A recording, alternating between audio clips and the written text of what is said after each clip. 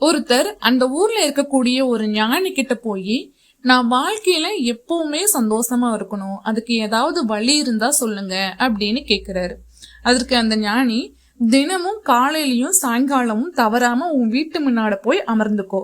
ஒரு சலவை தொழிலாளி கழுதிகள் மேல அழுக்கு மூட்டைகளை ஏற்றிட்டு போவாரு.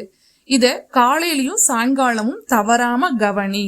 3 நாட்கள் நீ இப்படி தொடர்ந்து கவனிச்சுட்டுமா உன் வாழ்க்கை மாறும்னு சொல்றாரு. இத கேட்டுட்டு அவர் தான் வீட்டுக்கு போறாரு.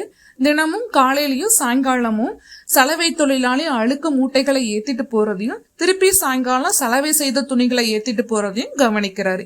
இப்படியே 3 நாள் கவனிக்கிறாரு. தான் வாழ்க்கையில எந்த ஒரு மாற்றமே இல்ல அப்படின்னு அவர் உணர்றாரு. திருப்பி ஞானிக்கிட்ட போய் கேக்குறாரு, நீங்க சொன்ன மாதிரியே நான் கவனிச்சேன், ஆனா என் வாழ்க்கையில எந்த ஒரு மாற்றமே கிடையாது அப்படின்னு சொல்றாரு. அதுக்கு அந்த ஞானி சொல்றாரு, காலையில அழுக்கு மூட்டைகளை ஏத்திட்டு போன கழுத சந்தோஷமா போச்சா இல்ல துக்கமா போச்சான்னு கேக்குறாரு. எதுவுமே இல்ல, அது எப்பவும் போல நார்மலா தான் போச்சு அப்படின்னு சொல்றாரு.